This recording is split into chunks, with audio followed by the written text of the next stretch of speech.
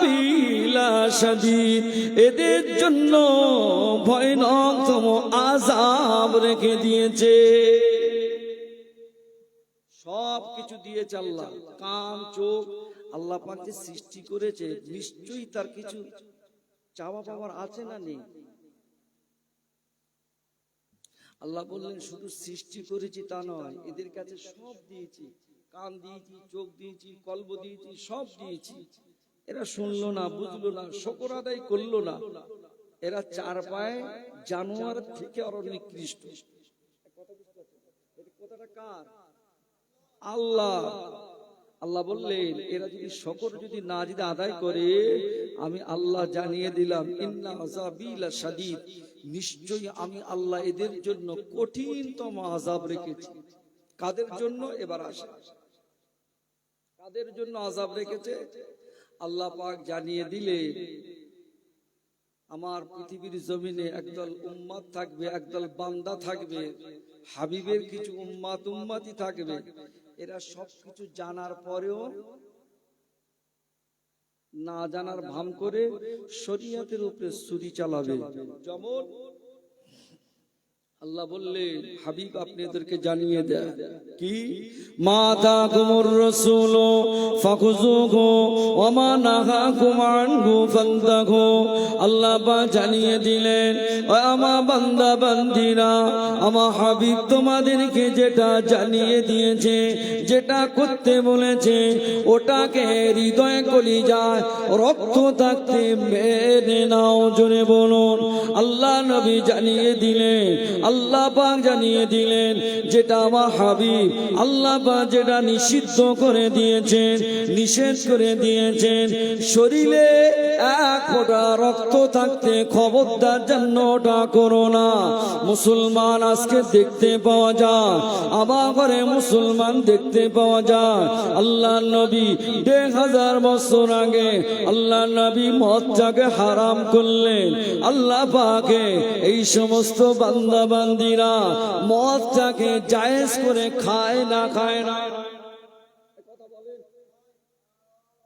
আল্লাহ নবী 1000 বছর আগে সুদটাকে হারাম করলে, 1000 বছর পরে এই নবীর উম্মতেরা শুধু বাবা খায় না, খায় না। বলে হুজুর খাইনি মানে আগে একজন খেতুম, এখন বউ ডাললেও খায়। এই কথা বলে না, এই ওয়াজ চলবে না, লাইন ঘুরিয়ে দেবো। ওয়াজ 3 প্রকার আছে। এটা হলো আসমানি ওয়াজ, সব আকাশের উপরে চলে। একটা হলো কবরের ওয়াজ, সব কবরের তলায় যারা শুয়ে রয়েছে তাদের ওয়াজ চলবে। আর একটা হলো জমিনের ওয়াজ, জমিনে যারা বেঁচে আছে তাদের জন্য ওয়াজ। আর কোনটা শুনতে চান? দাঁড়াতে পারবেন তো কিরিজি? হ্যাঁ কিরিজি দাঁড়াতে পারবেন তো, নাকি সব তুলোর মতো উড়ে যাবেন? লাস্ট শর্ট ভাঙা হয়ে যাবে। কথা বুঝতে পারেন? শুরু হচ্ছে কিন্তু। আল্লাহ নবী জানিয়ে দিলেন সুদটাকে হারাম করে দিলেন। আজও মুসলমান 1000 বছর পরে মুসলমান সুদ খায় না, খায় না। ও আল্লাহ পাকের বান্দা বান্দিরা, চাচারা আমার 4টে ছেলে চায়ের দোকানে গিয়ে গল্প দেয়, 4টে লাঠি 2 লাখ করে 8 লাখ।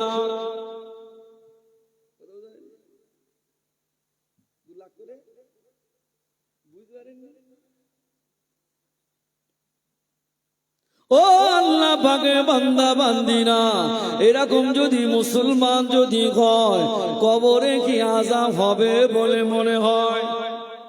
কথা বলে।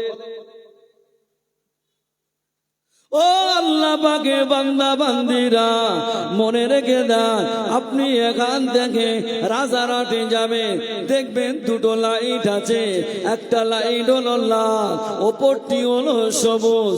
লাল লাইটটা আপনার যদি জ্বলে, গাড়িটা দাঁড় করিয়ে রাখতে হবে না, হবে না? কথা বলে। আর সবুজ লাইটটা যখনই জ্বলবে আপনাকে চলে যেতে হবে। কিন্তু দেখতে পাওয়া যায় আল্লাহ কোন বান্দা বান্দিরা যদি হয়, সেটা যদি এমএলএ ছেলে হোক, এমপি ছেলে হোক, নেতার ছেলে হোক, প্রধানের ছেলে হোক, ক্ষমতাশীল ব্যক্তির ছেলে হোক, লাল লাইটটা জ্বলবে। ওই অবস্থা যদি ভেঙে চুরে নো এন্ট্রি বোর্ডটা যদি ভেঙে চুরে যদি ঢুকে যায়, ওকে কেস দেওয়া হবে না হবে না? একটু জোরে বলে, এদিকার লোকের দেয় না মনে হয়? হ্যাঁ, দেয়। ও আল্লাহ পাকের বান্দা বান্দিরা, মনে রেখে দিও বাবা, আজকে আমি নিয়ত করে এসেছি ওয়াজটা ঠিক এইভাবেই করব আমি। কিন্তু আল্লাহ পাক যতদিন বলাবে আমি ঠিক ততক্ষণ বলবো। ওয়াজ কিন্তু বাবা বোঝার জিনিস বুঝে নিয়ে বাড়ি যেতে হবে। তবে একটা কথা বলি বাবা, যদি এমএলএ ছেলে হোক, এমপি ছেলে হোক, নো এন্ট্রি বোর্ড যদি ক্রস করে যদি ঢুকে যায়, ভারতবর্ষের সংবিধান অনুযায়ী ওকে একটা জরিমানা করা হয়। বেশি যদি কথা বলে আরো একটি কেস লেখা হবে। তার থেকে যদি ক্ষমতা প্রয়োগ করে বাবা, তাকে জামার কলারটা ধরে জেলখানার ভিতরে রাখা হবে না হবে না? আল্লাহ নবী 1000 বছর আগে আল্লাহর হাবিব জানিয়ে দিল, সুদের জায়গায় নো এন্ট্রি লেখা হয়। বাবাজি আমার ফোনের জায়গায় নো এন্ট্রি, বাবাজি আমার মহিলা সমিতির জায়গায় নো এন্ট্রি লেখা আছে। এই বোর্ডগুলো খবরদার যেন তোরা আমার উম্মাত উম্মতি খবরদার যেন ভেঙে চুরে চলে আসিস না। তোরা যদি ভেঙে চুরে যদি চলে আসিস, কিয়ামতের মাঠে আল্লাহ পাকের সম্মুখে তোমাকে জবাবদিহি করতে হবে না হবে না? দুনিয়ার সংবিধান যদি এটাই বলে যে ও ভোট ক্রস করেছে, মার কোনো কথা হবে না, কথা বললি 200 জায়গায় 500।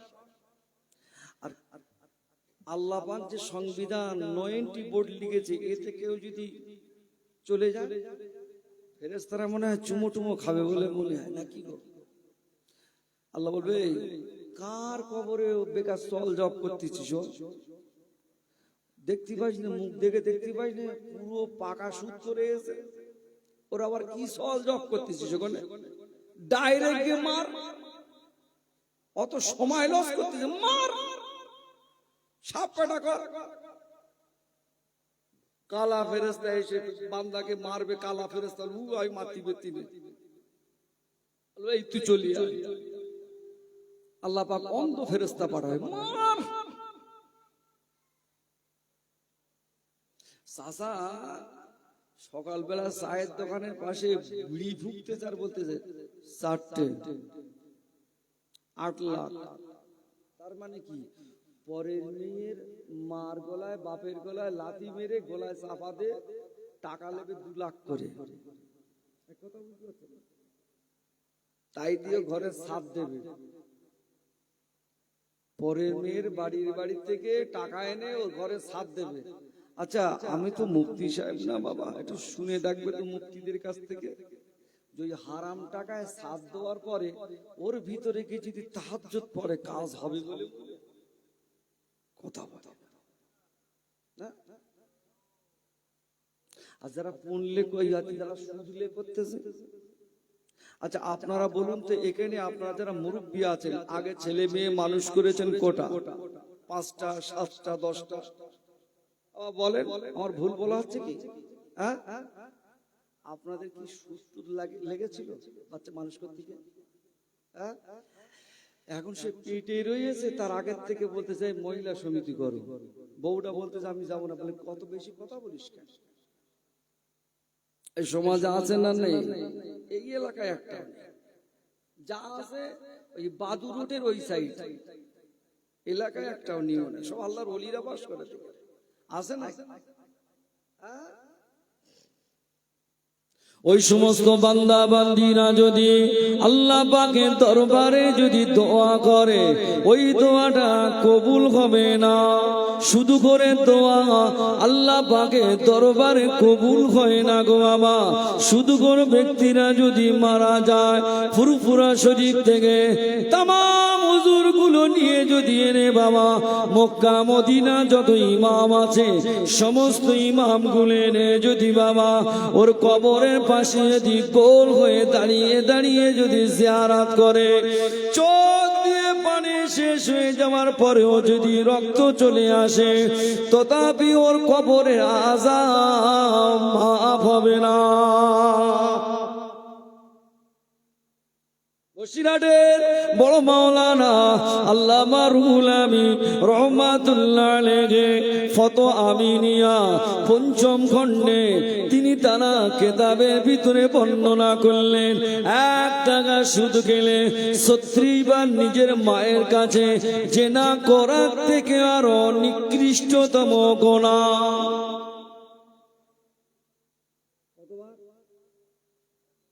কার সাথে? ও মায়ের সাথে জেনা করার মসজিদে কি ইমামের পাশে গিয়ে নামাজ পড়তে কাজ হবে? আগে বলো না। মদ কর ডুগলি গ্রাম থেকে মসজিদ থেকে বার করে দেয়, কালকে মদ খেয়েছি মসজিদে, আর ও সুদ করে যাচ্ছে। হ্যাঁ, সুদ করে গেছে তো বলতে এক কাজ কর, ও লোকের জায়গাটা ওই কোনায় দে, আগে ধরে দে জায়গাটা, কাজ হবে। ও আল্লাহ পাকের বান্দা বান্দিরা, আমি আপনাদের এতক্ষণ ধরে কোরআন ও হাদিস দিয়ে এতক্ষণ ধরে বোঝাতে এসেছি বাবা, আপনি নামাজ পড়লেন, রোজা রাখলেন, হজ করলেন, যাকাত দিলেন, সবকিছু আদায় করলেন গো বাবা, সবকিছু আপনার ঠিক আছে, কিন্তু দেখতে পাওয়া যায়, আপনি দেখবেন একটা মানুষ নামাজ পড়লো, রোজা রাখলো, হজ করলো, যাকাত দিল, সব করলো, সব ঠিক আছে, কিন্তু দেখতে পাওয়া যায় ওই মানুষটা গোপনে গোপনে গোপনে গোপনে বাবা লটারি কাটে 10 টাকায় 36 লাখ। এখানে নেই 10 টাকা, আগে বলো না, 36 লাখ মানে বুঝতে পেরেছেন কি বলেন?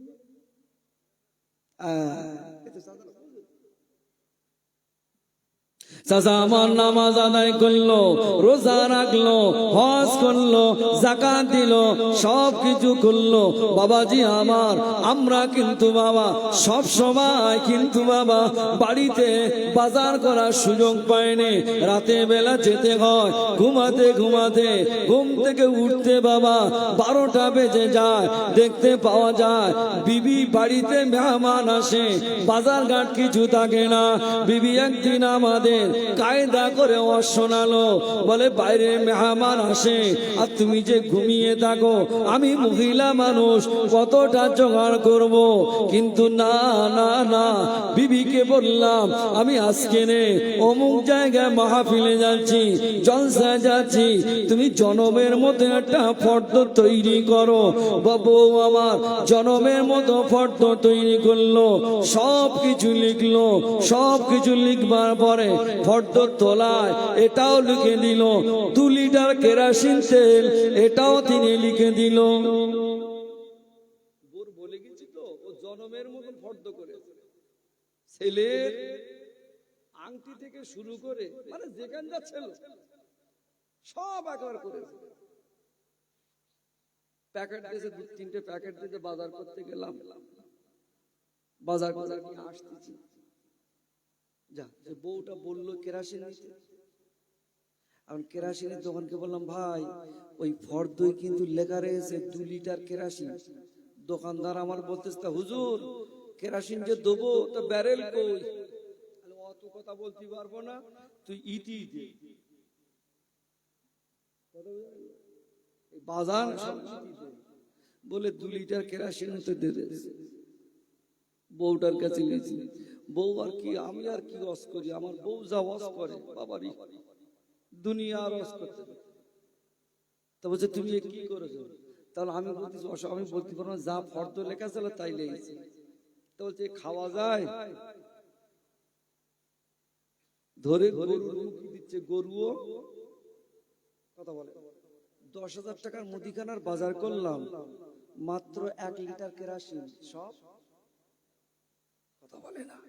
10,000 বলো।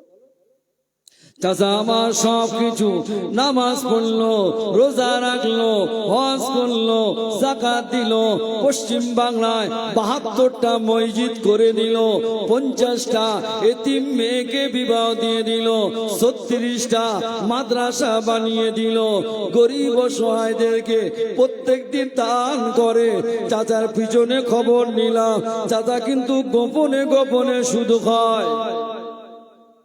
কাজ হবে।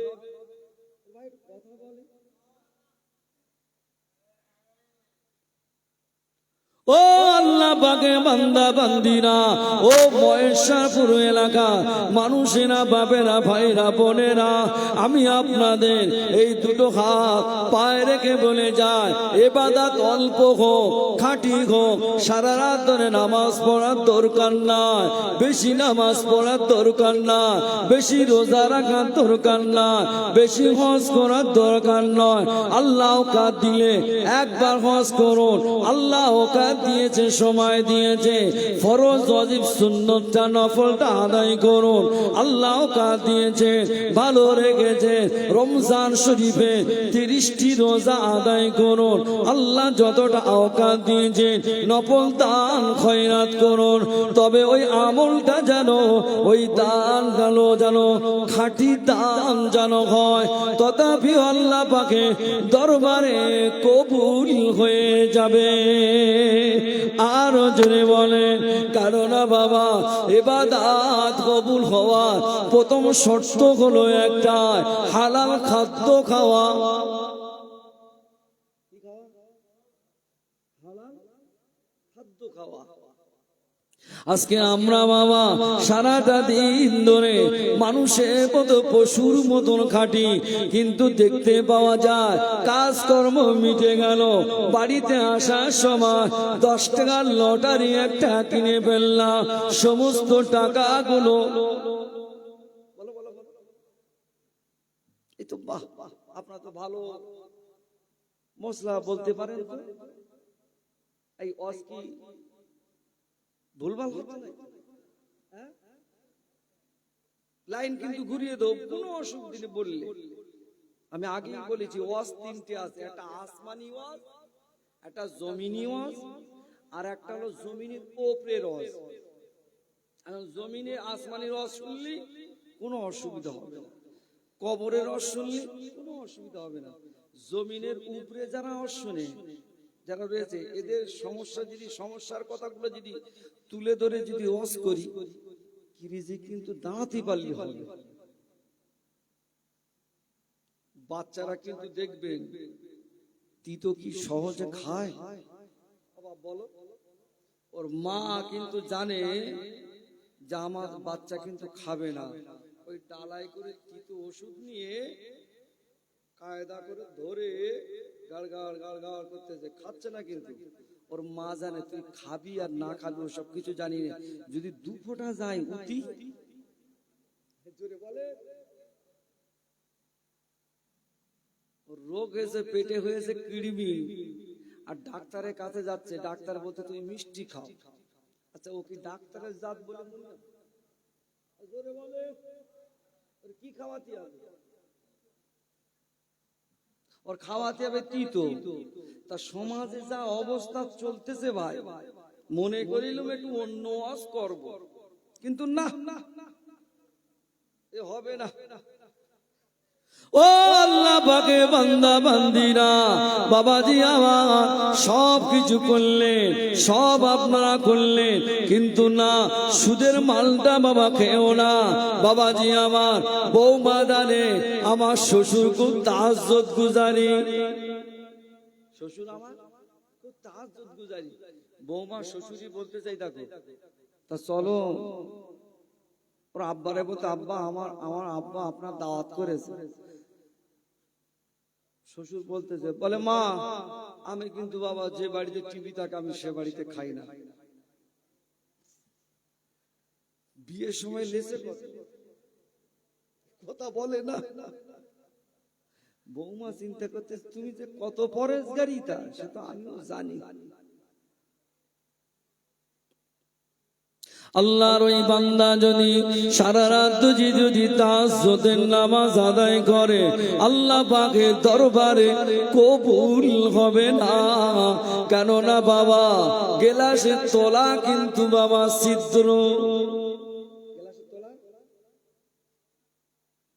এদের মরণের ভয় নয়, এদের কবরের ভয় নয়। তাই আল্লাহ পাক কঠিন ভাবে জানিয়ে দিলেন, ইয়া আইয়ুহাল্লাযীনা আমানুত্তাকুল্লাহা হাক্কা তুকাতিহি ওয়া লা তামুতুন্না ইল্লা ওয়া আনতুম মুসলিমুন। আল্লাহ পাক জানিয়ে দিলেন, এ আমার বান্দা, ও আমার বান্দিরা রে, আমি আল্লাহ তোরা আমাকে ভয় কর, তোরা আমাকেই ভয় কর। তবে কতটা ভয় করবি? ভয় করবার মতো ভয় কর। ভয় করবার মতো ভয় যদি করিস আমি আল্লাহ পাক কথা দিলাম, ও আনতুম মুসলিমুন, তোকে মোমেন মুসলমান করে কবরে দেওয়ার দায়িত্বটা আমি আল্লাহ নিজেই নিলাম। কবরের ভয় কাদের ছিল? কবরের ভয় কাদের ছিল? কবরের ভয় বিশাল হাফি রহমাতুল্লাহ আলাইহি সারাটা জীবন ধরে বাবা যিনি মদ খেয়েছেন গো বাবা, সারাটা জীবন ধরে এতটা মদ খেয়েছেন, মদ খাইবার পরে বন্ধু বান্ধবদের সঙ্গে আবারও চলতে লাগলেন মদের আড্ডায়।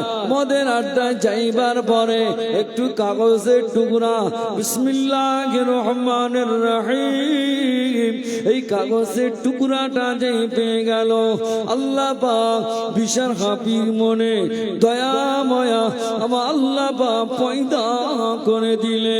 আল্লাহ পাক পয়দা করে দেওয়ার পরে বিশাল হাফি সাথী সঙ্গীদের বলতে লাগলেন, ভাই আজকে আমি মদ খেতে যাব না ভাই, তোমরা সব চলে যাও ভাই, আমি আজকে যাব না। বাড়িতে চলে আসলেন। বাড়িতে চলে আসবার পরে আম্মা জানো বড় অবাক হয়ে গেল, আমার ছেলে মদ খেতে চাইছিল, কি ব্যাপার হঠাৎ চলে আসলো? ছেলেটা আমাকে এসে মা মা বলে ডাকে, মা মা বলে ডাকে। আমি মা ছুটে এসে দৌড়ে এসে বললাম, বাবা কি হয়েছে বল? ওই সময় বলতে লাগলেন, আম্মা জান বেয়াদবি মাফ করুন মা, আমি এই কাগজের টুকরাটা পেয়েছি মা। আম্মা জান বলতে লাগলেন, বাবা এতে তো বিসমিল্লাহির রহমানির রহিম কোরআন শরীফে আয়াতে শরীফা লেখা আছে। ছেলে আমার বিশাল হাবি আগে গিয়ে ওযু গোসল করে ওযু করে নিলেন। ওযু করে নেওয়ার পরে আম্মা জানের কাছ থেকে কাগজের টুকরোটা নিয়ে এসে আতর খুশবু মাখালেন। আতর খুশবু মাখাবার পরে একেবারে উঁচু স্থানে জায়গা দিয়ে দিলেন। জায়গা দেওয়ার পরে নতুন পোশাক পরে ফেললো বাবা হযরতে বিশাল হাফি রহমাতুল্লাহ আলাইহি। ঘুম পড়ে গেল। আল্লাহ পাক খবে দেখান, আল্লাহ পাক স্বপ্নে দেখিয়ে দেন, এ আমার বিশাল হাফি শুনে নাও শুনে নাও, আমি আল্লাহ পাক তুমি যে আমার কোরআন শরীফের আয়াত শরীফটাকে ইজ্জত করে কত উঁচু জায়গায় রেখে দিয়েছো, ধুয়ে মুছে খুশবু দিয়ে উঁচু জায়গায় রেখে দিয়েছো। আমি আল্লাহ পাক জানি না, আমি আল্লাহ পাক কি পারি না তোমার জীবনের গুনাহকে আমি আল্লাহ পাক মাফ করে আমি আল্লাহ পাক তোমাকেও আমি আল্লাহ তাআলা আল্লাহর ওলিদের খাতায় নাম লিখে দিলাম। জোরে বলা যায় না। এদের ভিতরে আল্লাহর ভয় ছিল। এ মহেশপুর গ্রামের মানুষেরা, ও বাবেরা ভাইরা, তার ভিতরে আল্লাহর ভয় ছিল গো বাবা। হযরতে হাবিব আজমি রহমাতুল্লাহ আলাইহি একজন বড় মস্ত বড় সুদখোর ছিল না? ছিল না? জোরে বলেন। কারো বাড়ি যদি যেত বাবা, সুদের মাল যদি না যদি পেত, যার বাড়িতে যাই পেত ওটাই নিয়ে চলে আসতো বাড়িতে। হাবিব আজমের স্ত্রী বড় নেককার ছিলেন। হাবিব আজমের স্ত্রী হাবিব আজমিকে আদর করে ডেকে ডেকে বলে, ওর বাড়িতে বাপ না, তোমার কাছ থেকে টাকা নিয়েছিল, ওর বাপটা তো মারা গেল। ছোট ছোট বেগুনা মাসুম ওর মা লোকের বাড়িতে ভিক্ষা করে করে এনে ওর রান্না করে বাচ্চা দুটোর মুখে দেবে, তুমি ওদের বাড়ি থেকে চাল নিয়ে চলে আসলে। ওই সময় বিশাল হাবিব আজমি বলতে লাগলেন, বিবি তুমি বউয়ের মতো থাকবে, বেশি কথা বলবে না। দিন যায় রাত যায়, রাত যায় দিন আসে। কিছুটা দিন যাওয়ার পরে বিশাল হাবিব আবার আল্লাহর ওলি হাবিব আজমি মস্ত বড় সুদখোর। কিছুটা দিন যাওয়ার পরে আবার সুদের মাল আদায় করতে যাচ্ছেন। প্রতিমধ্যে বেগুনা মাসুম, ছোট ছোট বেগুনা মাসুম বাবা খেলাধুলা করছিলেন। ছোট ছোট বেগুনা মাসুম গুলো বলতে লাগে, বাসরা জমিনে মস্ত বড় সুদখোর আসছে, আমাদের পায়ের ধুলা, আমাদের গায়ের ছায়া হাবিব আজমির গায়ে যদি লেগে যায় আমরা বড় অপরাধী মনে মনে কর। হাবিব আজমির গায়ের ধুলা, হাবিব আজমির পায়ের ধুলা, গায়ের ছায়া, অত বড় মস্ত বড় সুদখোরের পায়ের ধুলা আমরা বেগুনা মাসুম আমাদের উপরে না যেন পড়ে যায়, আমাদের উপরে না যেন পড়ে যায়। হাবিব আজমির কানে এই কথাটা চলে আসলো। হেঁটে হেঁটে চলে গেল বাবা, গিয়ে দেখতে পাওয়া যায় একটি বাড়িতে চলে গেল। বাড়িতে যাওয়ার পরে ঘরেতে নক করলে ভিতরতে একজন এতিম বাচ্চা আসলো। এতিম বাচ্চা এসে বলতে লাগলে, কি বাবু কি হয়েছে বলে? বলে এই তোর বাপ বাড়ি আছে? বলে না, আমার আব্বা যার 1 সপ্তাহ হলো ইন্তেকাল হয়ে গেল। বলে তোর বাপ আমার কাছ থেকে টাকা নিয়েছিল সুদে, চল তোর বাড়ির ভিতরে চল। গে তাকে ওর মা, এতিম বাচ্চার মা পরের বাড়ি রান্না করে কাজ করে কিছুই তো দিতে পারে না। একটা মাথা দিয়েছে, ছাগলের একটা মাথা দিয়েছে। ওই মাথাটা মনে বড় আনন্দ করে বাচ্চাদের খেতে দেবে, এই না সব তৈরি করছেন। হাবিব আজমি গিয়ে পড়লো। হাবিব আজমি যাওয়ার পরে হাবিব আজমি বলতে লাগলেন, তাহলে বাড়িতে কিছুই যদি না যদি থাকে, ওই যে ছাগলের মাথাটা ওটাটা আমাকে দাও। হাবিব আজমি মস্ত বড় সুদখোর। হাবিব আজমি ছাগলের এই মাথাটা নিয়ে বাড়িতে চলে গেল। বাড়িতে গিয়ে দেখে যেই না বিবির কাছে দিল, বিবি তো ডুকরে ডুকরে কাঁদতে লাগলো। কাজ জানি না, কাজ জানি না, কাজ জানি। এতিম বাচ্চার হকটা মেরে নিয়ে আসলো। হাবিব আজমির বিবি নিজের বাবা তৈরি করলেন, রান্না বান্না তৈরি করলেন। হাবিব আজমি সুদখোর বাবাজি আমার, তিনি গিয়ে গোসল করে আসলেন। যেই না গিয়ে বাবা হাড়ির উপরে সরাটা যেই না টানলেন, ঢাকনাটা যে সরিয়ে দিলেন, দেখতে পাওয়া যায় টাটকা তাজা রক্ত। হাবিব আজমি একবার বিবির মুখের দিকে তাকায় আর হাড়ির দিকে তাকায়, বিবির মুখের দিকে তাকায় আর হাড়ির দিকে তাকায়। এই না চিন্তা করে মনে যেন একটা ভীতু সন্ত্রস্ত তৈরি হলো। হাবিব আজমি কাঁদতে কাঁদতে চলে গেল। ওই পিরিয়ডে আল্লাহর ওলি হযরতে হাসান বসরি রহমাতুল্লাহ আলাইহি দরবারে চলে গেল। হাসান বসরি বলতে লাগলেন, ও বাবা বড় মস্ত বড় সুদখোর বাবা, তুমি আমার দরবারে এসেছো। আমি তো তোমার কাছ থেকে সুদের মাল তো নেই না, আমি তো তোমার কাছ থেকে সুদের কোনো টাকা নেই না। হাবিবে আজমি কাঁদতে কাঁদতে বলেছিলেন, না হুজুর ব্যাধি মাফ করুন, হুজুর আপনি আমার কাছ থেকে সুদের কোনো টাকা নেননি, কিন্তু না হুজুর আমি কথা দিচ্ছি আজ থেকে আর সুদ খাবো না। আল্লাহর ওলি হাবিবে আজমি হাসান বসরি হাতে হাত দিয়ে তওবা করে পুনরায় ঈমান এনে মুসলমান হয়ে গিয়েছিলেন। জোরে বলুন সুবহান। হাবিবে আজমি বাড়িতে চলে আসলেন, বিবিকে বলতে লাগলেন, ও আমার বিবি, আমি আজ থেকে আর শুধু খাবো না, আমি আজ থেকে আর শুধু খাবো না। হাবিবে আজমি চলে গেলেন জঙ্গলের ভিতরে। অনেক ঘটনা, আমি এত না ঘটনা বলবো না, সার অংশটা বলছি বাবা। হাবিবে আজমি সুদের মাল ফেরত দিতে দিতে দিতে দিতে নিজের জমি জায়গা সব বিক্রি হয়ে গিয়েছে, কেবলমাত্র চাদর ছাড়া বাড়িতে আর কিছু নাই। চলে গেল জঙ্গলের ভিতরে চলে গেল। জঙ্গলের ভিতরে গিয়ে চিন্তা করলেন, আমার মালিক, আমার মনিবের আমি কাজ করব, আমার মনিবের আমি ইবাদত করব, মালিক আমাকে যা খেতে দেবেন আমি ওটাই মেনে নেব। হাবিবে আজমি একটানা 10 দিন পর্যন্ত আল্লাহ আল্লাহ জিকির করলেন। আল্লাহ আল্লাহ জিকির পরে নিয়ত করলেন, আল্লাহ এবার আমি বাড়িতে যাব, এবার আমি বাড়িতে যাব। মনটা বড় চায়, মনটা বড় চায়, ছেলে পিলে বিলি বাচ্চা আছে, তাদের মুখে গিয়ে আমি কি ধরাবো? কেননা বিবিকে তো বলে এসেছি আমি আমার মালিকের কাজ করতে যাচ্ছি, অথচ জঙ্গলে এসে আমি আমার মালিকের জন্য জব জেকের করি।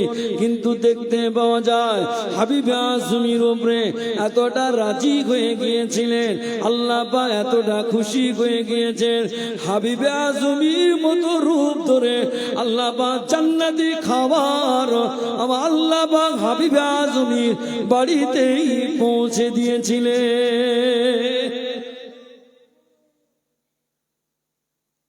হাবিবে আজমির টার্গেট একটাই, মাল যা আছে সব ফেরত দেবো, তাতে যাই হবে। গিয়ে চিন্তা করলো আমার তো একটা মালিক আছে, তা আমি আমার মালিকের ইবাদত করব, মালিক আমাকে যা দেবেন আমি সেটা নিয়ে বাড়ি আসবো। উনি বাড়ি আসার আগে ফেরেশতারা মাল দিয়ে গেছে। বাড়িতে আসতেছে, খুব চিন্তা ভাবনা করছে কি যে হবে। 10-12 দিন হয়ে গেল, বাড়িতে গেলি তো বাড়িতে জানি কিচ্ছু নেই, যা একটু গমের জবের আটা ছিল, তা কি হবে, খুব চিন্তা করতে করতে আসতেছে। যেই আসলো বিবি হাবিবে আজমি বিবির ঘরের দ্বারে যে এসে সালাম দিল, সঙ্গে সঙ্গে উত্তর আসবে ওয়ালাইকুম আসসালাম। খুব খুশিতে বাগে বাগে।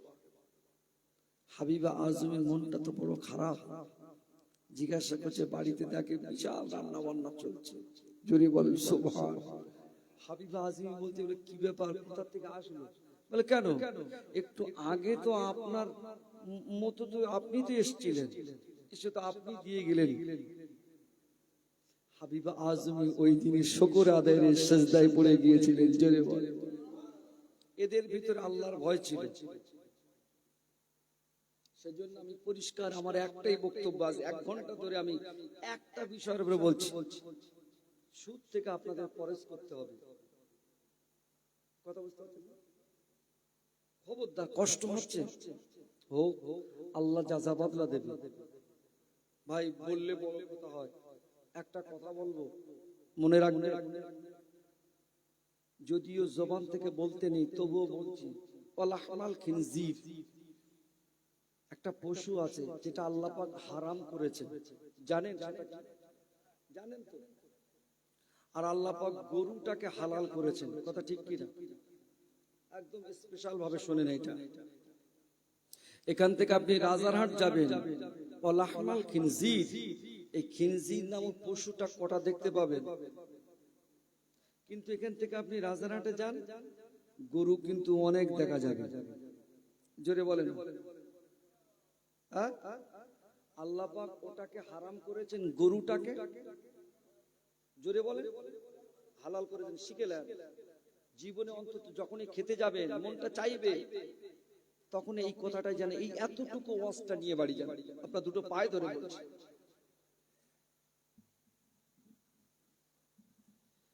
গরু ভারতবর্ষ থেকে যা ব্যবসা হয়, বিদেশি যা ইম্পোর্ট হয়, 1 থেকে 2 নম্বরে রয়েছে। 1 থেকে জোরে বলেন 2 নম্বরে আছে। আপনি বলেন, আপনি আমাকে এবার বলুন, হয় না জোরে বলেন। প্রত্যেক দিন গরু এদিক থেকে ওদিক চোরাই ভাবে এদিক ওদিক যায় না, যায় না। আজকের এই মাহফিল আছে, প্রত্যেকের বাড়িতে গোশ আছে না নাই? কথা বলে না, কম গরু লেগেছে? হ্যাঁ গো। আচ্ছা, আপনি তারপরেও যদি কালকের কুরবানি ঈদ হয়, গরু কি একটা কম পড়বে বলে মনে হয়? বলে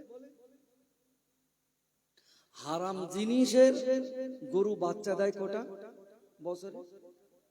জড়িয়ে বলে একটা। আর ওই পশুটা যেটা আল্লাহ হারাম করলেন, ওটা বাচ্চা দেয় কটা? 10টা 12টা ডজনও পার নাকি গো? তারপরে এখান থেকে রাজারহাট যান, 1 পিস মালও খুঁজে পাওয়া কথা বলে না। কিন্তু গরু অনেক দেখা যাবে না। এবার আপনার বুঝে না, হারাম জিনিসের বাড়াম তো বেশি। হারাম জিনিসের বলো বাড়াম তো বেশি, বরকত কথা বলে না, বরকত নেই। গরু বছরে একটা বাচ্চা দেয়, তারপরেও বিশ্বের মুসলমান খেয়েও এখনো। আল্লাহ বলছে কত খাবি খা, কিয়ামত পর্যন্ত টাইম দিলাম, খেয়ে তুই শেষ করতেও।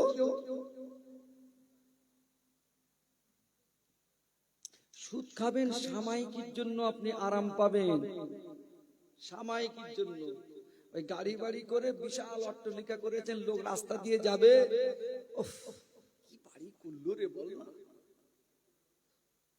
খবর নিয়ে গিয়ে দেখো লোক বাড়িতে নেই, কোথায় আছে? ব্যাঙ্গালোরে। কোথায় আছে? ব্যাঙ্গালোর মানে বোঝেন? হসপিটালে বসে। হ্যালো চাচা, খবর কি? মিলাদ এসে গেছে তো, 500 টাকা চাঁদা দিতে পারেন।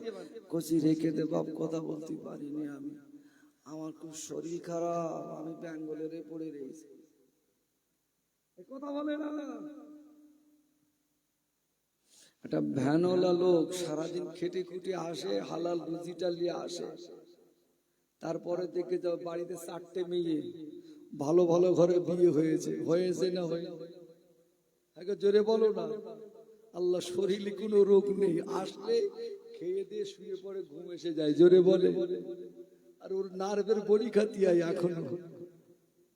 কেন বলেন দিন? তাহলে হারাম জিনিসের বাড়ান তো বলো বেশি, আর হালালের বাড়ান তো কম, অল্প দেবে আল্লাহ। খেয়ে তোরা জীবনে শেষ করতেও জোরে বলে পারবে না। ফিরে আসুন, এরা আল্লাহ পাক এই সমস্ত বান্দা বান্দি গুলোকে আল্লাহ পাক এই সুদকে হারাম করেছে। এই সুদগুলোকে তাড়িয়ে দেওয়ার জন্য ফুরফুরা শরীফের মুজাদ্দিদুজ জামান কুতুবুল আলাম আমিরুশ শরিয়া মানুষের দরওয়াজায় দরওয়াজায় গিয়েছে, বাবা সুদ খেতে নেই, খেও না। বাবা ঘুষ খেতে নেই, এটা খেও না, এটা খেও না। কোথায় না কোথায় গিয়েছে, কোথায় না কোথায় গিয়েছে, কিন্তু আমরা সেই এখানে সেখানে পড়ে আছি। একটা কথা বলি শুনে না, আপনার এই নফসটাকে কন্ট্রোল করতে হবে। এক কথা বুঝতে পারছেন না? নফস আপনাকে বলবে লে না, পরে আম ঝুলতে পান না রে, কিন্তু আল্লাহ বলছে খবরদার ওতে হাত দিও না, পরের জিনিসে হাত দিও না। কেন? হাত দিলে কি হবে? আমি আল্লাহ পাক পাকড়াও করব। তাহলে এদের ভিতরে আল্লাহর ভয় বলো না নেই। আল্লাহর ভয় কাদের ভিতরে ছিল? আল্লাহর ভয় আল্লাহর নবী সাহাবীদের ভিতরে ছিল। হযরত বেলাল রাদিয়াল্লাহু তাআলা আনহু, এই আল্লাহর ভয় ছিল না? ছিল না। দেখতে উস্কো ভালো নয়। ছোটবেলায় মা মরে গেছে, বাপও নেই, আফ্রিকায় বাড়ি, সাউথ আফ্রিকায় বাড়ি গো। হযরত বেলাল মক্কায় বিক্রি করে দিল। ওনার মালিক হলো উমাইয়া ইবনে খালফ। কি নাম?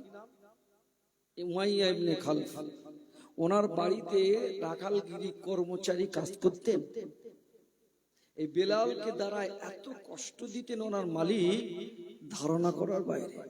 বেলাল কিন্তু গোপনে গোপনে আমার নবীকে কোনোদিন দেখতে পায়নি, কিন্তু শুনেছে আব্দুল্লাহর বেটা মোহাম্মদ নতুন একটি ধর্ম আমাদের কাছে নিয়ে এসেছেন।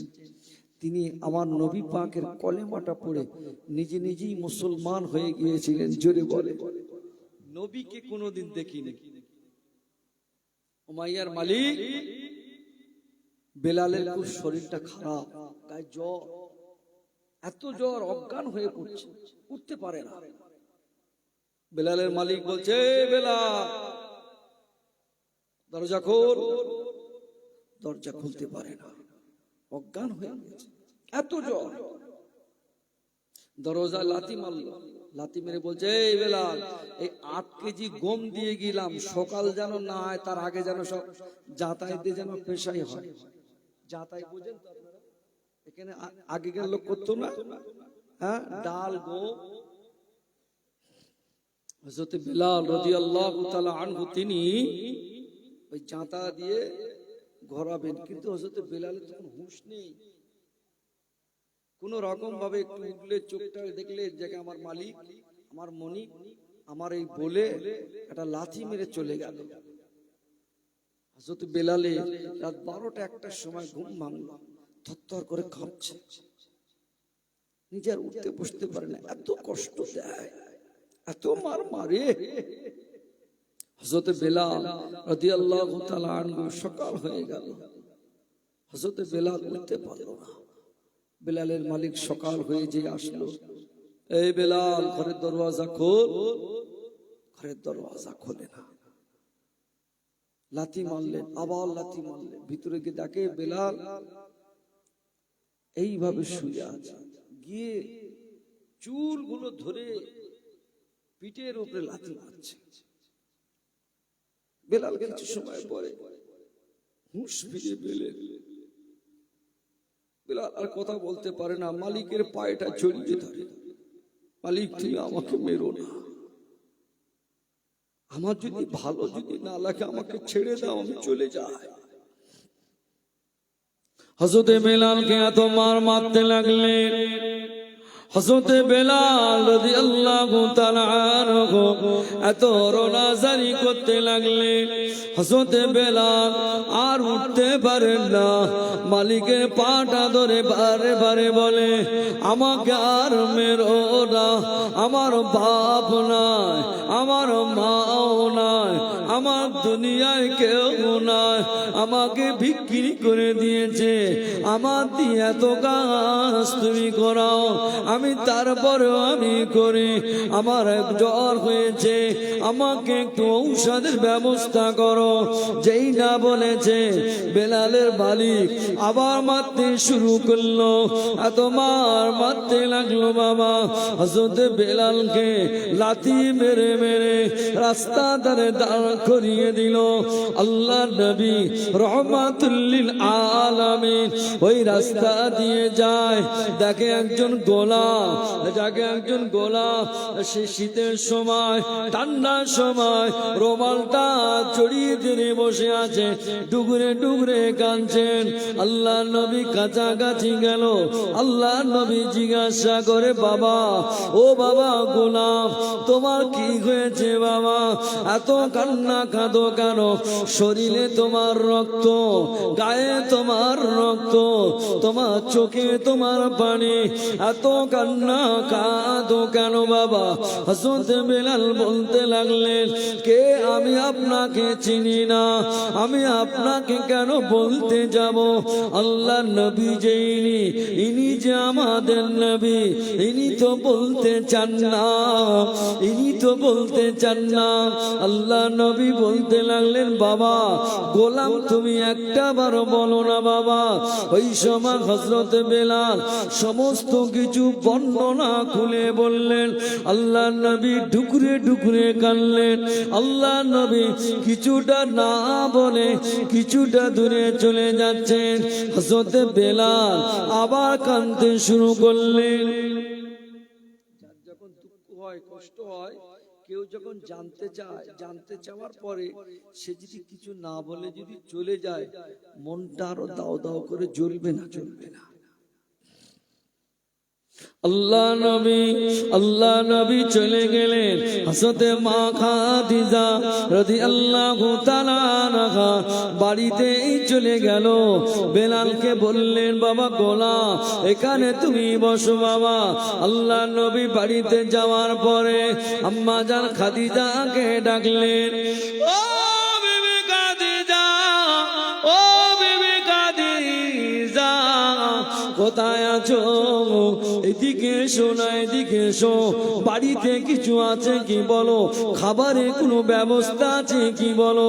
আম্মা জান খাদিজা বলতে লাগলেন, একদিন, দুই দিন, তিন দিন হয়ে গেল, 5 দিন নয়, 7টা দিন হয়ে গেল। বাড়িতে তো তেমন কিছু নয়, ওটা আপনিও জানেন।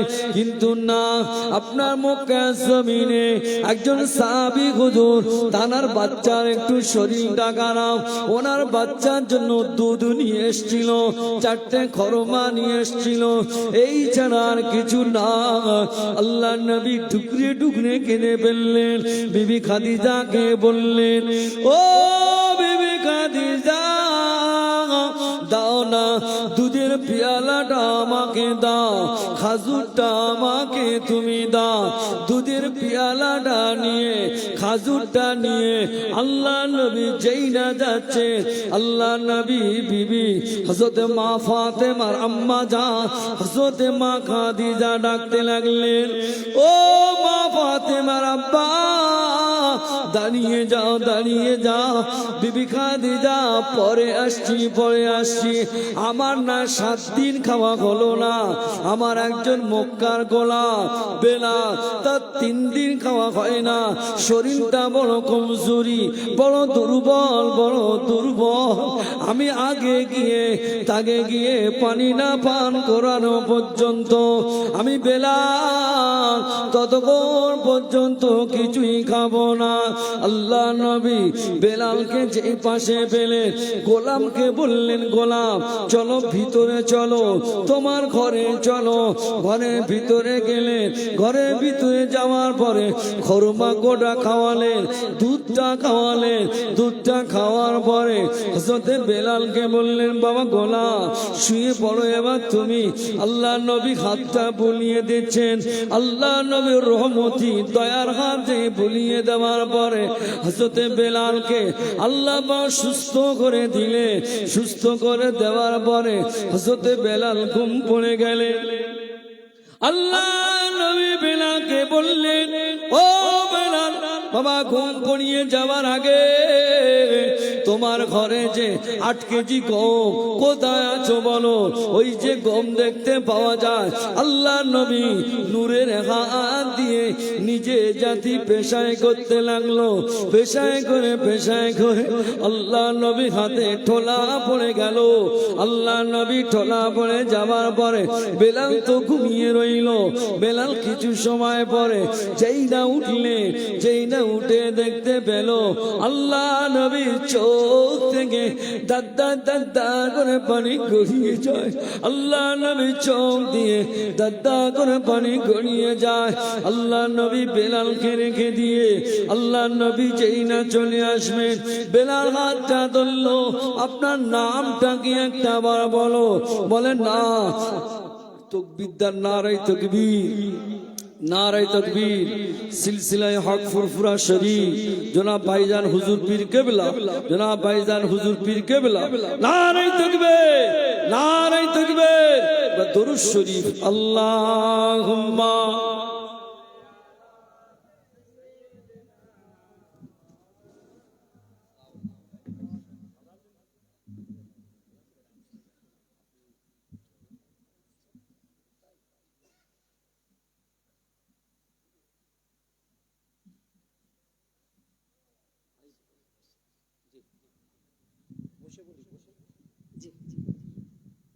तकबीर द नारे तकबीर आरो जोरे द नारे तकबीर जनाब भाईजान हुजूर किबला जनाब भाईजान हुजूर किबला।